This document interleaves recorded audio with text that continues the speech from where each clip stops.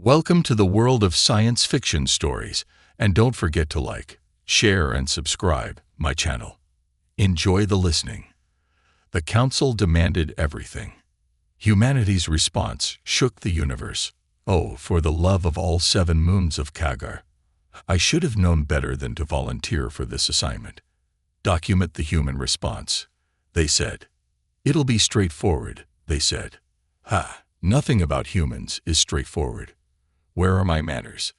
Allow me to introduce myself. The name's Tez Marlin, Senior Diplomatic Chronicler for the Galactic Council of United Species. That's a fancy way of saying I'm the poor sap who gets to record all the ways negotiations go horribly wrong. And let me tell you, in my 300 cycles of service, I've never seen anything go as spectacularly wrong as our first official interaction with humans. But I hear you ask between fits of laughter at my misfortune, what exactly is the Galactic Council of United Species? Well, pull up a gravity chair and get comfortable, because that explanation alone could take a standard rotation. The Council, GCUS for those who enjoy unnecessary acronyms, governs approximately 78% of the known galaxy. I'm right. That smug look on your face tells me you're adequately impressed.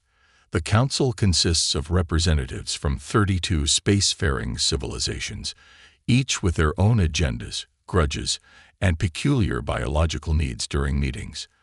Try scheduling a 5-hour summit when one species breathes methane, another needs to be submerged in liquid ammonia every 40 minutes, and a third communicates exclusively through interpretive dance. I dare you. At the top of this bureaucratic nightmare sits the High Council, led by Grand Counselor Vasix Prel. Picture the most officious, rule-obsessed being you can imagine, then add 6 extra limbs, a psychic sensitivity to protocol violations, and an encyclopedic knowledge of every regulation ever written. That's Vasix. He once had a junior aide executed for using the wrong honorific during a formal dinner. The dinner was celebrating galactic harmony, no less. The irony wasn't lost on anyone except Vasix himself. His second-in-command, Strategic Director Kelia Norvo, is cut from a different cloth entirely. Where Vasix is all rules and tradition, Kelia is pure calculated ambition, with skin that shifts colors depending on her emotional state, though it's usually the cold blue of ruthless efficiency.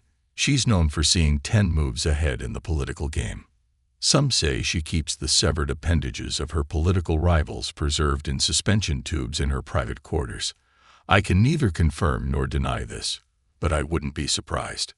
The Council operates from the Nexus Station, a massive orbital construct that makes your typical planet look like a pebble by comparison, hanging at the gravitational sweet spot between 3 neutron stars. Because why make anything simple when you can make it needlessly complicated and dangerous? The Nexus serves as neutral ground for all member species. But what does the Council actually do? You ask, interrupting my carefully crafted exposition. Primarily, tax collection, resource allocation, and dispute mediation. Sounds boring, doesn't it? That's because I've left out the part where dispute mediation often involves threatening young civilizations with orbital bombardment if they don't play by our rules. Which brings me to humanity. When our long-range scouts first detected radio signals from a backwater system near the galactic rim, the Council did what it always does, formed a committee to study the potential threat, established a subcommittee to evaluate the economic opportunities, and created a task force to develop integration protocols. All standard procedure. What wasn't standard was how quickly Vasix and Kelia took personal interest in this particular species. I should have recognized the warning signs right then and there. But no, I was too busy complaining about my new office location. They'd moved me next to the Galaxian delegation, and if you've ever smelled a Galaxian after they've consumed fermented crab paste, which is, incidentally, all they ever eat, you'd understand my preoccupation. Little did I know that humans would soon become the biggest headache the Council had faced in 10,000 years, and I had front-row seats to the entire spectacular disaster. Our first proper contact with humans was, to put it mildly, a cosmic comedy of errors. The Council deployed one of our standard first contact vessels, a massive, intimidating warship designed to shock and awe primitive species into immediate compliance. You know, the usual bow before our technological superiority approach that works on 99% of emerging civilizations. The ship, aptly named Harbinger of Peaceful Subjugation, dropped out of hyperspace right above their largest military installation, Pentagon. I believe they called it. Captain Drex Morvan, a centurion with more medals than sense, stood proudly on the bridge, rehearsing his "resistance is futile" speech for the 7th time. Drex loved that speech. He personally amended the standard diplomatic greeting to include 3 additional paragraphs about his own accomplishments. "The humans will be properly intimidated," he announced to his crew, his 4 eyes blinking in asynchronous patterns of self-satisfaction. "Prepare the holographic projector. I want my face to be visible from their surface when I address them." What happened next? The humans sent up fighter jets, a primitive, fossil fuel-burning aircraft that couldn't hope to scratch our shields. But it wasn't their technology that surprised us. It was their complete lack of fear. The communication officer, a nervous Triaxian named Mins, looked up from her console. "Sir, the humans are transmitting a message." "Put it on screen," Drex commanded, straightening his posture for what he assumed would be their surrender. Instead, a human in a flight suit appeared, grinning at us. "Hey there, spaceship," the human said casually, as if greeting a neighbor. "Nice ride. I'm guessing you folks aren't from around here. Want to grab a beer and talk about whatever the hell this is?" I had to bite my secondary breathing apparatus to keep from laughing at Drex's expression. His facial tentacles went completely rigid, a centurion indication of utter shock. "This is Captain Drex of the Galactic Council vessel Harbinger of Peaceful Subjugation," he finally responded, his voice notably lacking its usual pompous boom. "We have come to inform your species of its new place in the galactic hierarchy." The human pilot just chuckled. Cool. But about that beer." Drex terminated the transmission and immediately called the Council for guidance. That's when things got interesting. The Council, in its infinite wisdom, decided that standard intimidation protocols weren't going to work with these beings, and Kalia Norvo herself took over the operation, something unprecedented for a species at humanity's development stage.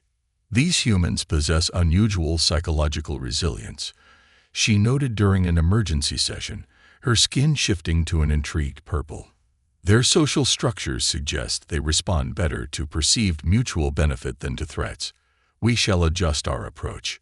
What followed was 6 Earth months of careful observation. We established a covert base on their moon. Yes, right under their noses on that desolate rock they seemed so proud of visiting. From there, we monitored their communications, studied their conflicts, analyzed their entertainment. They call it reality TV, though I've yet to discern what's real about it, and tried to understand how a species that spent so much time fighting among themselves could present such a unified front to external threats. Blake Chen, that was the name of the first human pilot who responded to our arrival. The Council took particular interest in him, especially after discovering he wasn't even supposed to make contact. He'd broken protocol, gone off script, and somehow managed to diffuse first contact with an alien civilization by offering alcohol. More concerning to the Council, his superiors hadn't punished him, but had instead promoted him. These humans reward insubordination. Vasix complained during a briefing, his tentacles twitching in agitation.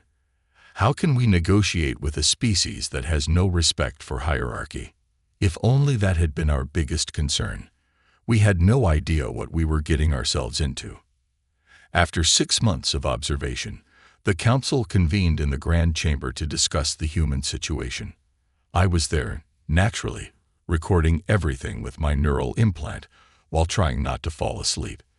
These meetings typically drag on longer than a flan mating ritual, and trust me, those can last weeks.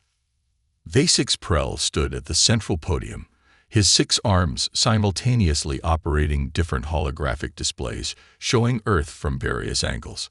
"Fellow counselors," he began, his voice echoing with rehearsed gravitas, "our assessment of humanity is complete, and I must say, the results are concerning." Kalia Norvo nodded, her skin shifting to a calculating green. "Concerning, yet potentially profitable. That got everyone's attention. Nothing motivates the council quite like profit." "Explain," demanded Representative Gorv of the Plutonian Collective, his gelatinous body quivering with interest. "Our species literally feeds on precious metals, so any mention of profit tends to make him excited." Kalia activated a new holographic display, showing Earth's resource profile. "Humans possess something extraordinary, genetic adaptability far beyond any species we've encountered. Their medical research, while primitive, shows tremendous potential. Add to that their planet's unusual biodiversity and mineral wealth." "Get to the point," interrupted Counselor Taz Brexel, a notoriously impatient Arcturian. "What's your proposal?" Vasix and Kalia exchanged a look that I've come to recognize as trouble. "It's that special, we're about to suggest something wildly unethical, but immensely profitable look that typically precedes our worst decisions. Standard integration protocols would take decades," Vasix explained, "but we've identified a faster approach.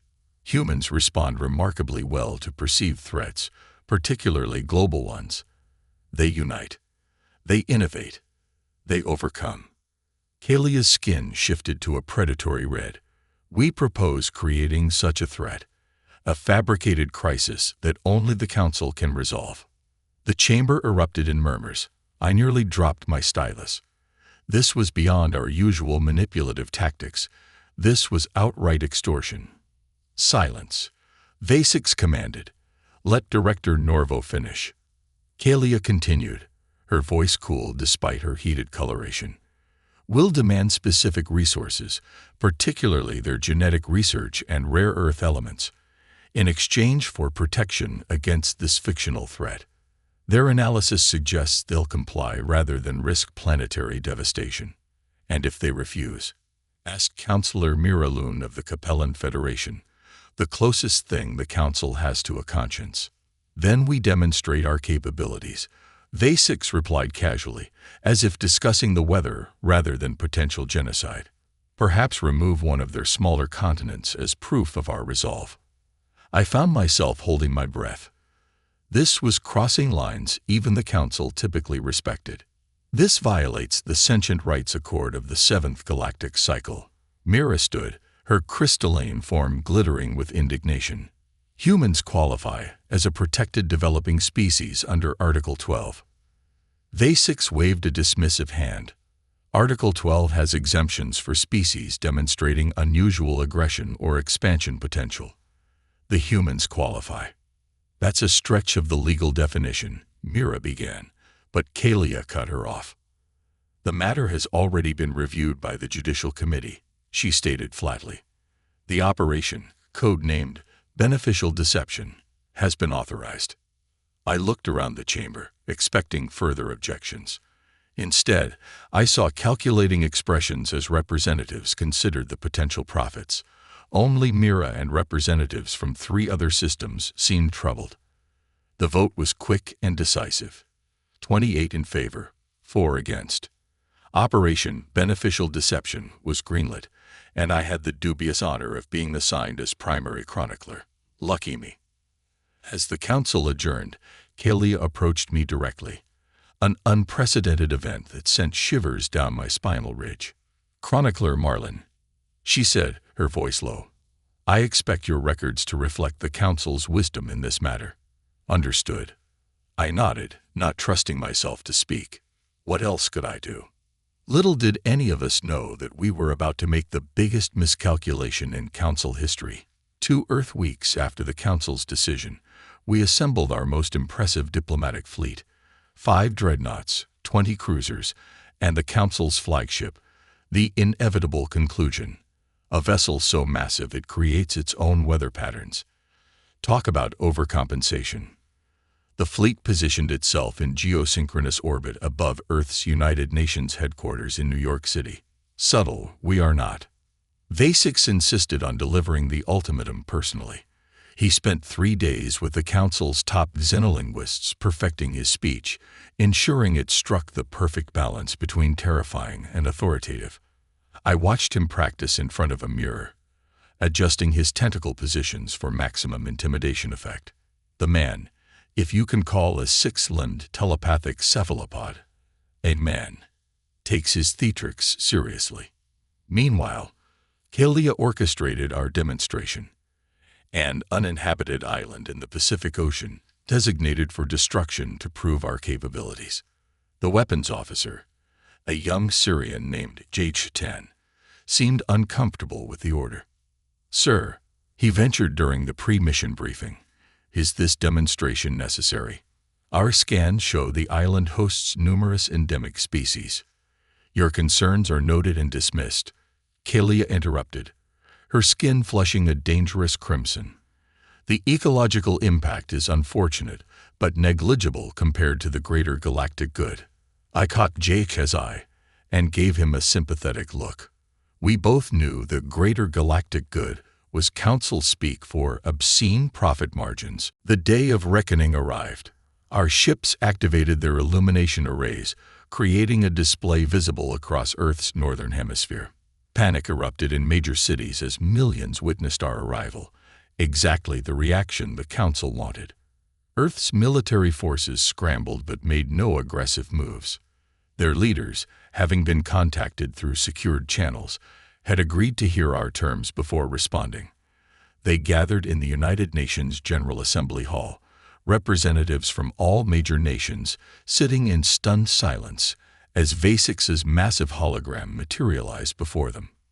"People of Earth," Vasix began, his voice translated into 190 human languages simultaneously. "I am Grand Counselor Vasix Prell of the Galactic Council of United Species. Your planet now stands at a crossroads." He paused dramatically. I rolled all 4 of my eyes. "The galaxy is a dangerous place," he continued. "Threats beyond your comprehension lurk in the void between stars. The Council has observed your civilization and determined you require our protection." The room remained silent. No gasps, no murmurs, just intense, focused attention that seemed somehow more unnerving than panic would have been. "In exchange for this protection, we require access to your genetic research facilities, 50% of your rare earth element production, and exclusive rights to your biosphere's unique properties." A human female stood. President Elena Martinez. My datapad identified her. "And if we refuse these generous terms?" she asked, her voice remarkably steady. Vasix's hologram smiled, a grotesque stretching of facial appendages that he'd been assured resembled human friendliness. "A demonstration has been prepared." On cue, the flagship fired its main cannon. The beam struck the designated island, vaporizing it instantly. Satellite feeds showed the devastation to the assembled leaders, a smoking crater where land had been moments before. "You have 48 of your Earth hours to comply," Vasix stated. "Choose wisely." The transmission ended.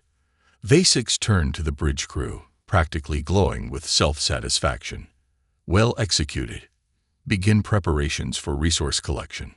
I noticed Kalia staring at the view screen, her expression troubled, skin shifting to an uncertain yellow. "They didn't seem afraid enough," she murmured. "Nonsense." Vasix dismissed her concern with a wave. "Did you see their faces? They'll comply." But I had seen something too, something in the humans' expressions that worried me. Not fear, not anger, but something I couldn't quite identify. Like they were calculating. President Martinez had been the last to leave the assembly hall. Before exiting, she looked directly at the camera transmitting to our ship and gave the slightest of smiles. It's not the reaction we expected after destroying part of their planet. When I mentioned this to Vasix, he laughed. Psychological denial, nothing more. I wasn't so sure, and as the 48-hour deadline approached, that uncertainty grew into genuine alarm. As the 48-hour deadline approached, the mood aboard the inevitable conclusion shifted from smugly triumphant to increasingly uneasy. The humans had gone completely silent. No negotiations, no pleas for mercy, no hurried attempts to rally other nations. Nothing. Just a total communications blackout. They're obviously preparing their surrender terms, Vasix insisted during the 36-hour mark briefing, though his confident tone had acquired a subtle quaver, perhaps debating which genetic research facilities they're willing to sacrifice first.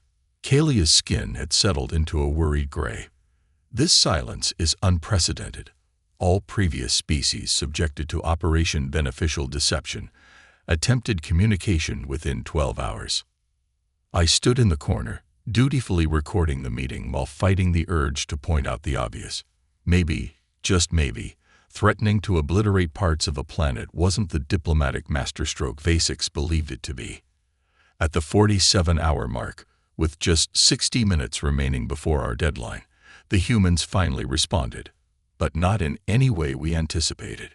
Counselor, reported Menz from the communication station, her antennae twitching nervously. We're detecting unusual activity in Earth's orbit. Vasix waved a dismissive tentacle. They're primitive satellites, no doubt. Probably trying to assess the damage to their island. Put it on screen. The main view screen activated, showing what appeared to be hundreds of small objects rising from Earth's atmosphere.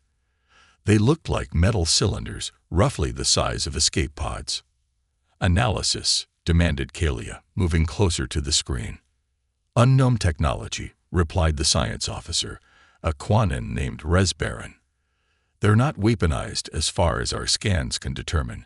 No power signatures consistent with explosives or energy weapons. Then they're no threat. Vasix declared with obvious relief. Probably data collection devices. The humans want to study our ships before surrendering. I squinted at the screen. Something about the trajectory of those objects seemed odd. They weren't approaching our ships directly, but spreading out, creating a three-dimensional grid around our fleet. Sir, ventured Jorex from Tactical, recommend raising shields as precaution. Unnecessary, Vasix replied. We don't want to appear nervous when they... He never finished that sentence. At that precise moment, every one of those innocent-looking cylinders simultaneously detonated. But they didn't explode, at least, not in the conventional sense. Instead, they released what our sensors identified as an electromagnetically charged dust cloud, the particles too small to be stopped by our defensive screens, surrounding our vessels in a glittering haze. What is this? Vasix demanded, his voice rising an octave. Some primitive attempt at visual obstruction. Rez's analysis console began blaring alarms. Sir, the particles. They're nanites. Billions of them. Nanites. Kalia's skin went ash white. Impossible. Human technology isn't advanced enough for. A shudder ran through the ship as every light dimmed momentarily. The nanites are attaching to our hull, Rez reported, his multiple eyes widening in disbelief. They're interfacing with our systems. How do they even know our technology protocols? Purge the systems, Vasix shouted. Emergency protocols. But it was too late. Throughout the fleet, ships reported the same phenomenon. Critical systems going offline as the microscopic machines infiltrated our technology. Weapons, shields, engines, life support, all compromised within minutes. And then, on every screen across every vessel in our fleet, a single human face appeared. President Elena Martinez, looking remarkably calm for someone supposedly surrendering to superior alien forces. Greetings, Grand Counselor Vasix Prel, she said pleasantly, as if welcoming an expected dinner guest. I hope you don't mind us taking control of your ships. We thought it might facilitate our discussion. The bridge fell silent. Vasix's tentacles went limp with shock. You see, Martins continued. After your little demonstration, we had a quick global conference. Took us about 6 hours to reach unanimous agreement. We decided your terms were, shall we say, insufficient. "This is outrageous," Vasix finally uttered. "How dare you?" "Please don't interrupt," Martine said, her pleasant tone unchanged but somehow infinitely more threatening. "It's rude, especially when you're no longer in a position of strength." She leaned forward slightly, her expression hardening. "What you witnessed with the nanites was merely our first response system. Would you like to know what our second response system entails?" Without waiting for an answer, the screen split to show a new image. Hundreds of small spacecraft emerging from hidden bases on Earth's moon. Our secret observation post was conspicuously absent. "We've known about your moon base for months," Martines explained casually. "Did you really think we wouldn't notice aliens setting up shop in our backyard? We just didn't see any reason to mention it, until now." Kalia stepped forward, her diplomatic training kicking in where Vasix's bluster had failed. "President Martinez, perhaps we can discuss alternative arrangements." "Oh, we're definitely going to discuss arrangements," Martines agreed with a smile that didn't reach her eyes. "But first, let me introduce you to someone." The screen changed again, showing a human male in some kind of laboratory. Behind him stood rows of transparent containers holding. I squinted in disbelief. "Is that," Kalia began. "Council Biotech," the man confirmed cheerfully. "Specifically, the classified propulsion symbiotes you use in your faster-than-light drive. We've been studying the ones we extracted from your moon base. Fascinating biology. Did you know they can be reprogrammed to target specific genetic sequences?" I felt my primary heart stop momentarily. The propulsion symbiotes were one of the Council's most guarded secrets, living organisms that enabled our ships to traverse vast distances. The idea that humans had not only discovered them, but potentially reprogrammed them was impossible, whispered Vasix. "Your assessment of our technology was based on what we chose to let you see," Martinez interrupted. "A mistake we won't be making with you." The human male in the lab waved cheerfully. "By the way, I'm Dr. Jack Rivera, Chief of Xenobiology. That pilot who offered you a beer during first contact, Blake Chen. He's my brother-in-law." Small world, huh? News of the human response spread through the galactic community faster than a quantum virus. I've seen information cascades before. Scandals, coups, the occasional extinction-level event. But nothing compared to the sheer velocity with which humanity's defiance propagated across interstellar networks. Within 24 standard cycles, the Proxim and Trade Consortium had suspended all dealings with Council-affiliated merchants. By the 36th cycle, the Andromedan Observer Corps had deployed monitoring stations at every major Council outpost, and before the 48th cycle had elapsed, 17 member species had formally requested emergency Council sessions to reassess their relationship with humanity.